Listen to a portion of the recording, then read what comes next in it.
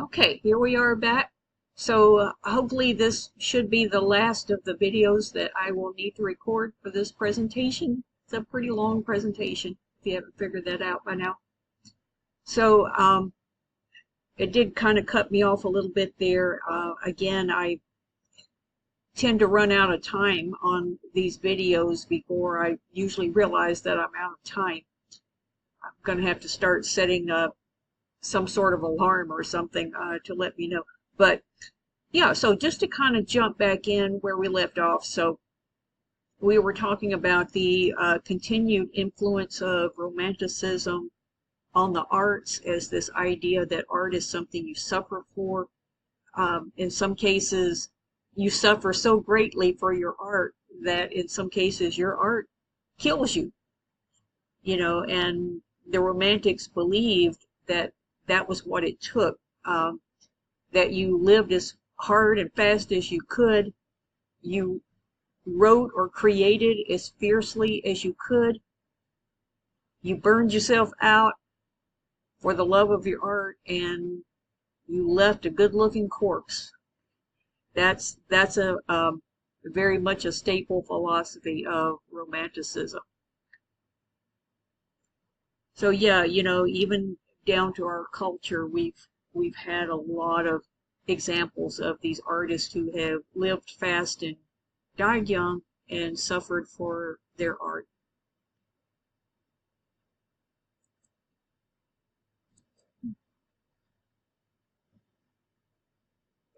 So one of the things that we talked about in the earlier part of this presentation is the fact that Romanticism did eventually make it across the pond to the USA, but relatively late.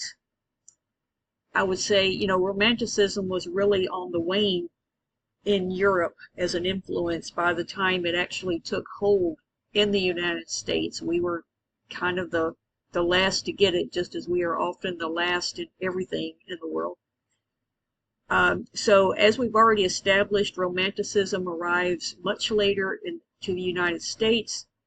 The golden age of American Romanticism is roughly from the 1830s on through the 1840s and into the 1850s. Now, by the 1860s, Romanticism is, again, its influence is starting to wane in the U.S., but we still get some works that are considered part of the Romantic tradition even past that. And one thing I want to stress is that American Romanticism is often steeped in a romanticized view of the American wilderness and of indigenous people. Now, this goes back to some core principles of Romanticism that just kind of got carried over and sort of manifested in different ways in the Americas. But, one of the things we've already established is that the Romantics held a very sublime and esteemed view of nature, the wilderness, our place in it, and the Americas were primed for that, because it was considered wild, unsettled country. The wilderness was vast in the U.S., probably more so than, even than in Europe. And of course, it was also part of the Romantic belief that indigenous peoples, because they lived closer to the earth and to the land, and therefore were further removed from the corruption of urbanization,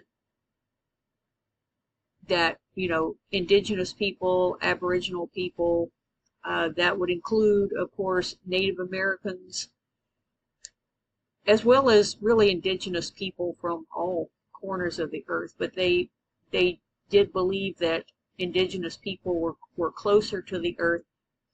So there's this very romanticized view, right, of the so-called noble savage, which is a stereotype. It's a very harmful stereotype, in fact. But it really took root during this age of Romanticism. So just moving ahead a little bit and looking at who were some of our predominant authors in American Romanticism.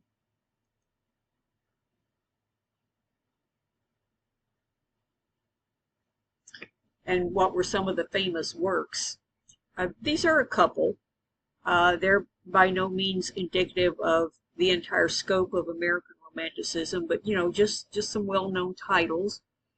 The Legend of Sleepy Hollow by Washington Irving, The Last of the Mohicans, very famous work from James Fenimore Cooper, and both of these works are very much grounded in the wilderness of their setting, and again, it's that mythos of the American frontier, right? So these are some of our authors associated with American Romanticism. You won't have to know all of these.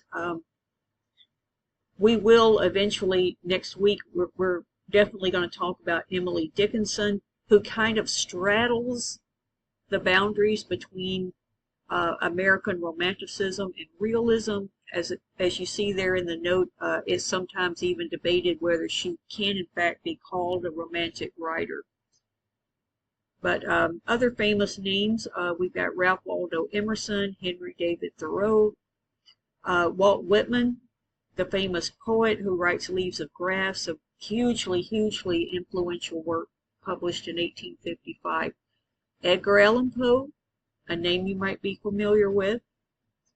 Edgar Allan Poe is, very much steeped in that Gothic tradition of the second generation of Romantics. Now, Edgar Allan Poe, in turn, will be a huge influence on a writer that we're going to look at next week from France, Charles Baudelaire.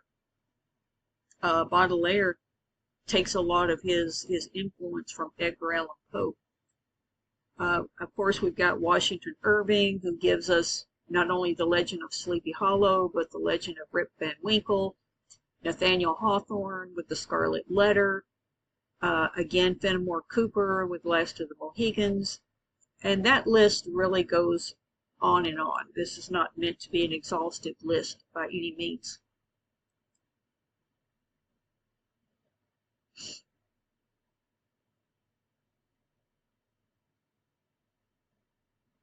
So,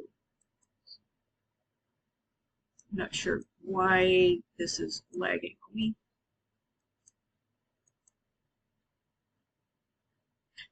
Okay, well, maybe that's why it's lagging on me, because I believe that is my last slide here. All right, so we are actually ending with American Romanticism. So everything that I've taken you through here is just, it's going to set you up for our discussion next week of William Blake, of course, who is from the first generation of Romantics. Then we'll move on to Baudelaire, who is from the second generation, the French version of Romanticism. And then we'll wrap up with Emily Dickinson next week, or the week after, probably. All right, so that's going to cap this presentation on Romanticism. You will have a short assessment following this presentation. Make sure that you get in there and complete that. And I will see you all very soon in class. Bye-bye.